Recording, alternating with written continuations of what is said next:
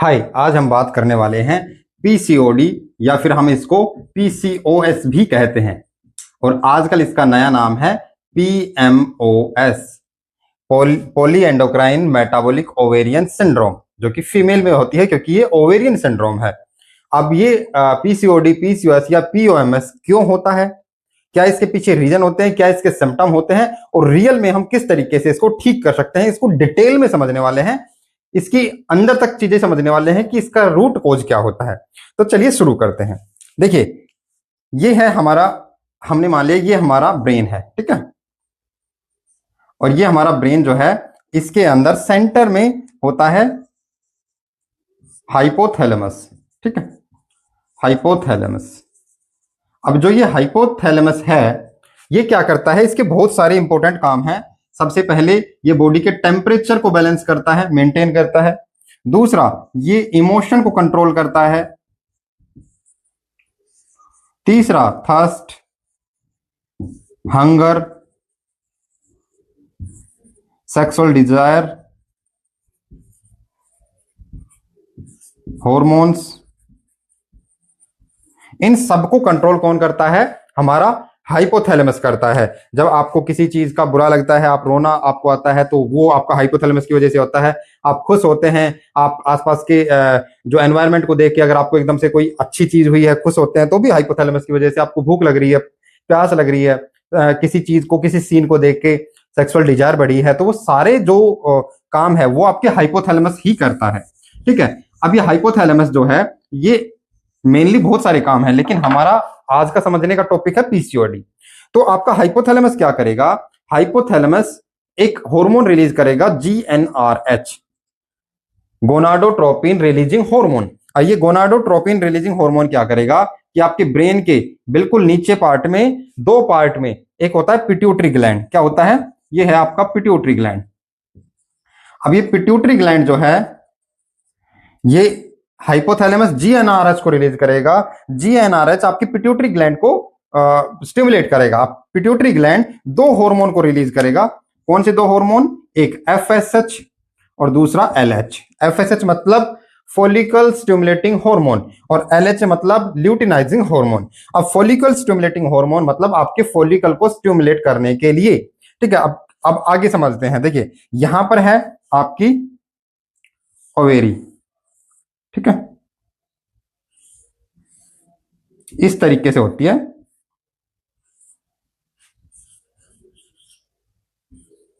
और इसके साथ में जुड़ी होती है आपकी ओवेरी। दो ओवेरी एक फीमेल के अंदर होती है, ठीक है। अब जो ओवेरी है उसके अंदर फॉलिकल्स बनते हैं, छोटे छोटे फॉलिकल्स होते हैं। जब आप अल्ट्रासाउंड कराओगे तो इसमें फॉलिकल्स दिखते हैं दोनों के अंदर। तो जब आपका एफएसएच रिलीज होगा तो ये एफएसएच आपकी ओवेरी को स्टिमुलेट करेगा। अब एफएसएच जब इसको स्टिमुलेट करेगा तो आपकी जो ओवेरी में जो ये एग हैं, जो ये फॉलिकल है, इनका साइज बढ़ने लगेगा, ठीक है, इनका साइज बढ़ेगा। अब इनका साइज जब बढ़ेगा, एक चीज समझ लो, दो ओवेरी है, दोनों में एक साथ ऐसा नहीं होता। एक मंथ इस ओवेरी में जो फॉलिकल है उनका साइज बढ़ेगा और एग रिलीज होगा, नेक्स्ट मंथ उसमें होगा, ठीक है। तो ये अल्टरनेट चेंज होते रहते हैं।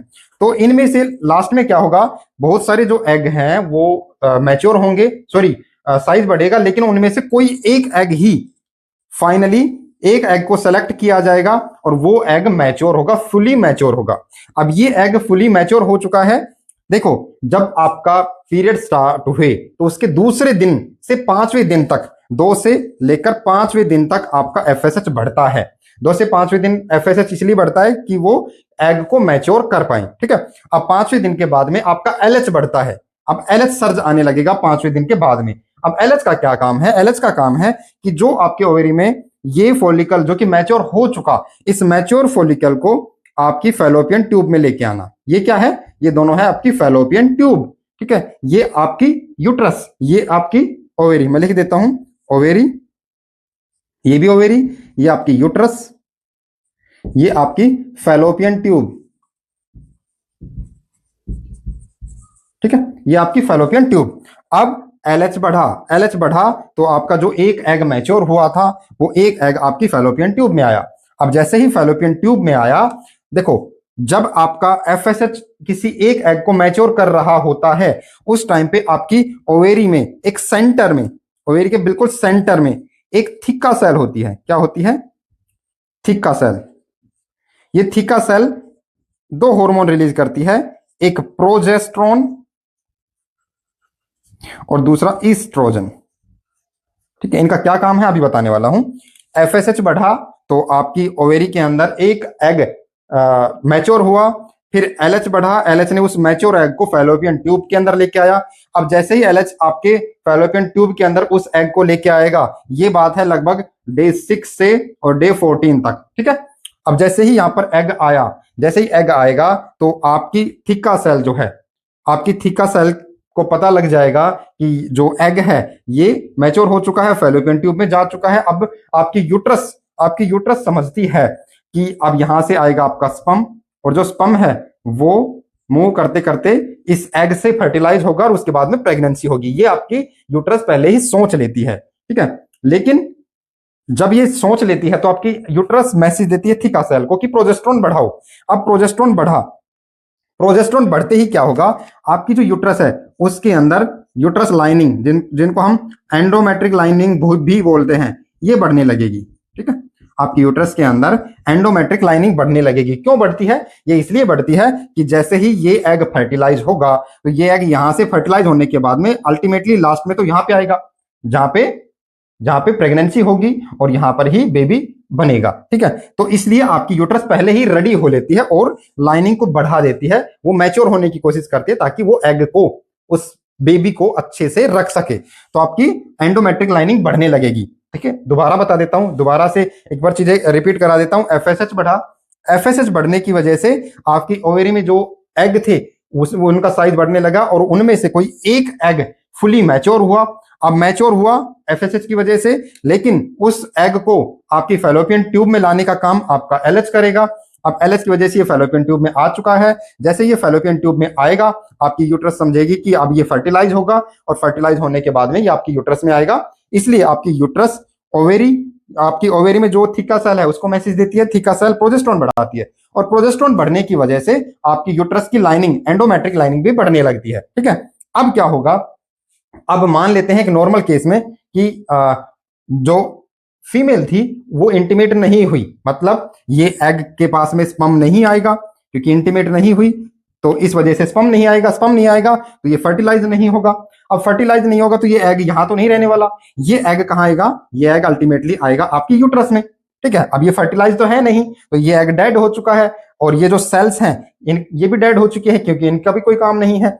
ठीक है, तो आपकी यूट्रस क्या करेगी, इन लाइनिंग को और इस एग को आपकी वेजाइना के थ्रू बॉडी से बाहर निकाल देगी। ठीक है, इसीलिए जिसको हम बोलते हैं मेंस्ट्रुअल साइकिल। अब वो मेंस्ट्रुअल साइकिल में जो ब्लीडिंग होती है वो ये एंडोमेट्रिक लाइनिंग ही टूट टूट के बाहर आती है। ठीक है, 3 से 5 दिन 7 दिन के अंदर जो ब्लीडिंग होती है उसका मेन कारण क्या होता है कि जो एंडोमेट्रिक लाइनिंग आपकी यूट्रस ने बनाई थी वो जब एग फर्टिलाइज नहीं हुआ तो उनका अब कोई काम नहीं है, इसलिए वो आपकी बॉडी से बाहर निकलती है। ठीक है, दोबारा से इसको भी बता देता हूं कि जब आपकी फैलोपियन ट्यूब में एग आएगा और वो फर्टिलाइज नहीं हुआ, मतलब आप इंटीमेट नहीं हुए, मतलब प्रेगनेंसी के लिए आप रेडी नहीं हो, तो वो एग आपकी यूट्रस में आएगा और यूट्रस इस एग को बाहर निकालेगा और उसके साथ में जो एंडोमेट्रिक लाइनिंग है उनको भी वो बाहर निकालने की कोशिश करेगा जिससे ब्लीडिंग होती है। ठीक है, ये एंडोमेट्रिक लाइनिंग ही निकलती है जिससे आपकी साइकिल आती है। ठीक है, और हर मंथ ऐसा ही होता रहता है, हर 28 डेज के अंदर बार बार जो साइकिल आती है उसका मेन कारण यही होता है। ठीक, नॉर्मली क्या होता है कि 12 से 14 साल के अंदर मेंस्ट्रुअल साइकिल स्टार्ट होती है, लेकिन आजकल इंटीमेसी सीन हम बहुत ज्यादा बच्चे देखते हैं, सॉन्ग्स देखते हैं। ठीक है, या फिर इस तरीके की बातें होती हैं, या माइक्रोप्लास्टिक की वजह से, प्रोसेस फूड की वजह से आपका हाइपोथैलेमस जो है वो बहुत पहले, टाइम से पहले स्टिमुलेट हो जाता है, जीएनआरएच रिलीज करता है और उस वजह से एफएसएच की वजह से आपके फॉलिकल बनने स्टार्ट हो जाते हैं, मैच्योर होना स्टार्ट होते हैं, मेंस्ट्रुअल साइकिल जल्दी स्टार्ट हो जाती है, जिसको हम बोलते हैं प्रीकोशियस प्यूबर्टी। ठीक है, तो इसका सबसे बड़ा रूट कोज जो आजकल अर्ली प्रीकोशियस प्यूबर्टी होने का, अर्ली मेंस्ट्रुअल साइकिल स्टार्ट होने का सबसे बड़ा रूट कोज है इंटीमेट सीन्स देखना, सॉन्ग्स देखना या इस तरीके की मूवीज देखना। ठीक है, तो उन चीजों से अगर बचाएंगे तो अर्ली प्यूबर्टी या प्रीकोशियस प्यूबर्टी से बचा सकते हैं। ठीक है, अब बात करते हैं, आपने ये सारी चीजें समझ ली कि ये नॉर्मली बॉडी के अंदर होता है, लेकिन पीसीओडी पीसीओएस के अंदर क्या होता है कि किस वजह से ये सारे इश्यू होने लगते हैं। देखिए, किसी भी वजह से, चाहे वो माइक्रोप्लास्टिक की वजह से या आपकी गलत लाइफस्टाइल की वजह से, आपका ओवरवेट होने की वजह से, स्ट्रेस की वजह से, स्लीपिंग हैबिट गलत होने की वजह से, या आपकी डाइट खराब होने की वजह से, इन सभी रूट कोज की वजह से आपका हाइपोथैलेमस पिट्यूटरी तो सारा काम अपनी तरफ से सही करता है, लेकिन इन सभी वजह से आपका इंसुलिन रेजिस्टेंट स्टार्ट हो जाता है, इंसुलिन का लेवल हाई रहने लगता है। अब जब इंसुलिन का लेवल हाई रहने लगता है तो आपकी जो एक फोलिकल, जो कि आपकी ओवेरी के अंदर एक फोलिकल पहले तो मैच्योर होता था, इस कंडीशन में क्या होता है कि सारे फोलिकल मैच्योर होने लग जाते हैं, साइज बढ़ने लग जाता है, ठीक है। अब जब सारे फोलिकल का साइज बढ़ा तो एलएच, जब एक फोलिकल मैच्योर था तो एलएच थोड़ा थोड़ा बढ़ा, लेकिन जब फोलिकल ही बहुत ज्यादा मैच्योर हो रहे हैं, फुली मैच्योर नहीं है लेकिन मैच्योर होने लग रहे हैं, तो इस वजह से आपका एलएच भी बहुत ज्यादा बढ़ेगा, ठीक है। अब एलएच जरूरत से बहुत ज्यादा बढ़ा तो एक तो रूट कोज क्या है, एक तो चेक करने का तरीका क्या है कि अगर आप एलएच और एफएसएच का रेशियो चेक करते हैं तो नॉर्मली एलएच एफएसएच का रेशियो जो है वो 1:1 होता है, और पीसीओडी पीसीओएस के अंदर ये 3:1 या 4:1 तक भी जा सकता है। तो एक तो चेक करने का तरीका कि एलएच एफएसएच से आप पता लगा सकते हैं। तो एलएच आपका बढ़ेगा। अब एलएच आपका बढ़ा बहुत ज्यादा, लेकिन पहले एक एग मैच्योर था तो वो एग आपकी फैलोपियन ट्यूब में आया, लेकिन अब बहुत ज्यादा एग हैं जो कि मैच्योर होने लग रहे हैं, मैच्योर नहीं हो रहे लेकिन मैच्योर होने की कोशिश कर रहे हैं, तो एक भी एग आपकी फैलोपियन ट्यूब में नहीं आएगा। अब फैलोपियन ट्यूब में तो नहीं आया, लेकिन आपकी यूट्रस को एलएच जब बढ़ा तो यूट्रस को लगा कि एग आने वाला है, तो इस वजह से आपकी यूट्रस लाइनिंग, ज्यादा एलएच बढ़ा हुआ है तो यूट्रस लाइनिंग भी ज्यादा बढ़ने लगी, ठीक है, यूट्रस लाइनिंग ज्यादा बढ़ने लगी। दूसरी चीज, अब क्या है, एक चीज और समझने की है कि जितना भी एलएच बढ़ता है उतना ही आपकी बॉडी के अंदर टेस्टोस्टेरोन, जिसको हम एंड्रोजन हार्मोन बोलते हैं, वो भी बढ़ने लगता है, ठीक है। नॉर्मली जो टेस्टोस्टेरोन है वो मेल हार्मोन है, लेकिन फीमेल में भी टेस्टोस्टेरोन एंड्रोजन हार्मोन नॉर्मल होता है। जितना एलएच बढ़ता है उतना ही टेस्टोस्टेरोन बढ़ता है। पीसीओडी पीसीओएस के अंदर एलएच बहुत ज्यादा बढ़ रहा है तो टेस्टोस्टेरोन भी बहुत ज्यादा बढ़ेगा, जिस वजह से फेशियल हेयर, ठीक है, जिसको हिस्टोसिज्म भी हम बोलते हैं, और उसके अलावा मेल बॉडी, ये चीजें होने लगती है, तो टेस्टोस्टेरोन का लेवल भी बढ़ने लगता है। अब तीसरी चीज क्या हुई, टेस्टोस्टेरोन बढ़ा, एलएच बढ़ा, ठीक है, लेकिन एग आपकी फैलोपियन ट्यूब में नहीं आया। अब और आपकी यूट्रस लाइनिंग, जिसको एंडोमेट्रिक लाइनिंग बोलते हैं, वो भी बहुत ज्यादा बढ़ी। अब क्या हुआ कि ब्लड फ्लो लिमिटेड होता है, लेकिन यूट्रस लाइनिंग बहुत ज्यादा बढ़ी हुई है, इस वजह से जो एक्स्ट्रा लाइनिंग है वो बार बार टूट के मेंस्ट्रुअल साइकिल के रूप में बार बार आने लगती है, जिसको हम स्पॉटिंग बोलते हैं। और दूसरा, लाइनिंग का साइज बड़ा हुआ है, इसलिए वो 28 की बजाय 40 डेज के तक भी आपकी मेंस्ट्रुअल साइकिल स्टार्ट हो सकती है, मतलब ज्यादा टाइम लगने लगता है और इरेगुलर हो जाती है, ठीक है, कभी ये टूटने लगती है, कभी यहां से टूटने लगती है, कभी यहां से टूटने लगती है, जिससे साइकिल भी इरेगुलर हो जाती है। तो 2-3 सिम्टम आपको मिल चुके हैं, एक तो ओवुलेशन नहीं होगा, दूसरा मेंस्ट्रुअल साइकिल इरेगुलर रहेगी, तीसरा फेशियल हेयर या बॉडी हेयर बढ़ने लगेंगे, ठीक है। यूट्रस लाइनिंग, एंडोमेट्रिक लाइनिंग बड़ी है, साइज ज्यादा हो गया तो यूट्रस साइज भी बढ़ सकता है, हैवी यूट्रस, ये भी इश्यू एक हो सकता है, ठीक है। और उसके आपकी ओवेरी के अंदर जो बहुत सारे एग मैच्योर होने की कोशिश कर रहे थे वो फुली मैच्योर नहीं होते, कुछ साइज बढ़ने के बाद में ये यहाँ पर सिस्ट फॉर्मेशन कर लेते हैं, तो सिस्ट बढ़ने लगती है, ठीक है। तो ये सारे जो सिम्टम हैं ये पीसीओडी पीसीओएस के हैं, और इनको, इन सिम्टम को देख के आप ये पता लगा सकते हैं कि रियल में पीसीओडी पीसीओएस या पीएमओएस है या नहीं है। अब इन सबका रूट कोज मैंने आपको बताया, ओवरवेट, इंसुलिन रेजिस्टेंट, ठीक है, माइक्रोप्लास्टिक का बहुत ज्यादा यूज करना, प्रोसेस फूड का बहुत ज्यादा यूज करना, स्ट्रेस, स्लिप, इनमें से कोई भी रीजन हो सकता है। तो जब इसको ठीक करने की बारी आती है तो इन सारे रूट कोज पे काम करना जरूरी है।